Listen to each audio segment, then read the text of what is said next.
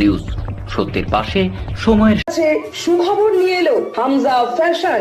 Hamza fashion, এখানে আপনি পাবেন মহিলাদের জন্য অত্যাধুনিক সাজ পোশাক, আছে কুর্তি, লেহেঙ্গা, শাড়ি, স্যুট, নাকাব ইত্যাদি। আমাদের ঠিকানা Asansol GT road, eastern railway high স্কুলের বিপরীতে। তাহলে আর দেরি কেন, এবার পুজোতে আপনারা সবাই চলে আসুন হামজা ফ্যাশনে।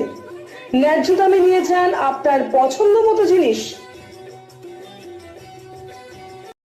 নিউজ সত্যের পাশে সময়ের। মঙ্গলবার সকালে আসানসোল বিএনআর মোড়ে সারা বাংলার পিএইচই কন্ট্রাক্টর এমপ্লয়িজ ইউনিয়নের বকেয়া বেতনের দাবিতে রাস্তা অবরোধ করেন।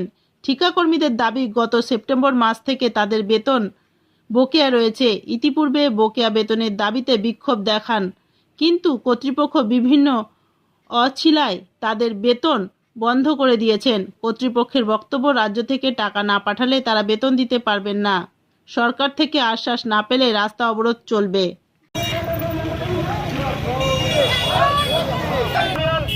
সহযোগিতা আমাদেরকে শক্তি যোগাবে।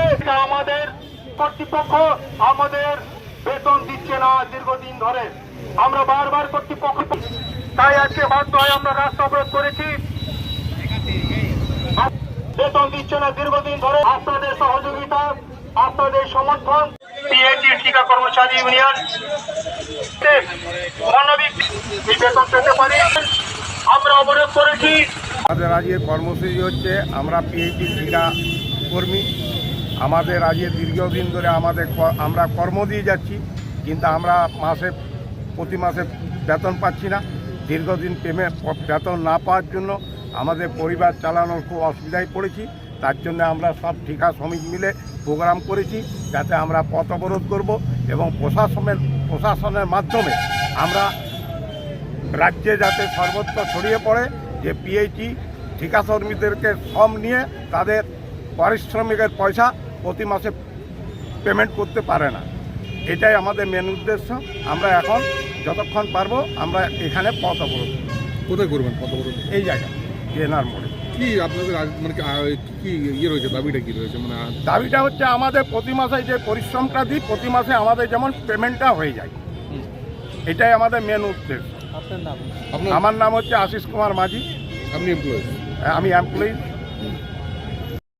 নিউজ সত্যের পাশে সময়ের। Green Asansol, clean Asansol. আপনাদের শহর আসানসোলকে রাখুন সবুজ ও সতেজ। নিউজ সত্যের পাশে সময়ের। যে আপনারা জানেন, সেপ্টেম্বর অক্টোবর মাস থেকে, কারো সেপ্টেম্বর কারো অক্টোবর থেকে লাগাতার আমরা বেতন পাচ্ছি না।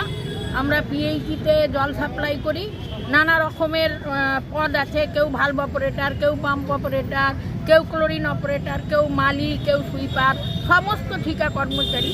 আমরা সারা এই পশ্চিম বর্ধমানে প্রায় 1200 ঠিকা কর্মচারী আছে। আমাদের কোনো বেতন হচ্ছে না। এজেন্সিরা বলছে সরকার কোনো টাকা দিচ্ছে না, আমরা পেমেন্ট করতে পারবো না, আমরা 14 মাস টাকা পাইনি। সব দায় আমাদের ওপর চাপিয়ে দিয়েছে। আর প্রশাসন তো একদম নীরব। তারা এজেন্সির হয়েই কথা বলছে যে আমরা টাকা দিতে পারি না, ওরা কী করে টাকা দেবে। এই অবস্থায় দেখুন, ডিসেম্বর মাস প্রায় শেষ, সেপ্টেম্বর থেকে বেতন নেই। আমরা কি খাবো? আমাদের ছেলেপুলেরা কি করে লেখাপড়া শিখবে? বছরের শেষ, ভর্তি করতে হবে, বই কিনতে হবে। আমরা একদম নিরুপায় হয়ে যাচ্ছি। সবাইকে আমরা অনুরোধ করছি যে সরকারের কাছে অন্তত এইটা পৌঁছাক যে সরকার টাকা না দেওয়ার জন্য অফিসে আমরা বেতন পাচ্ছি না। এটা এজেন্সি বলছে, এটা পিএইচই প্রশাসন বলছে যে সরকার টাকা দেয়। এখন কি কাজ বন্ধ? কাজ তো আমরা দিয়ে যাচ্ছি, জল সরবরাহ প্রতিদিন করে যাচ্ছি। আমরা গ্রামীণ এলাকায় জল সরবরাহ করি, শহরেও করি।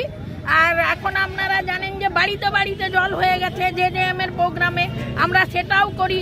হ্যাঁ, আমরা তো জল কোথাও বন্ধ করিনি, এখনো আমরা জল সরবরাহ করেই যাচ্ছি। আপনাদের দাবিটা কি? আমাদের দাবি যে আমাদের বেতনটা করতে হবে, আর কোনো দাবি নেই। আর সেটা যেন সরকারের কানে যায় যে সরকার টাকা দেয়নি বলে। নিউজ সত্যের পাশে সময়ের।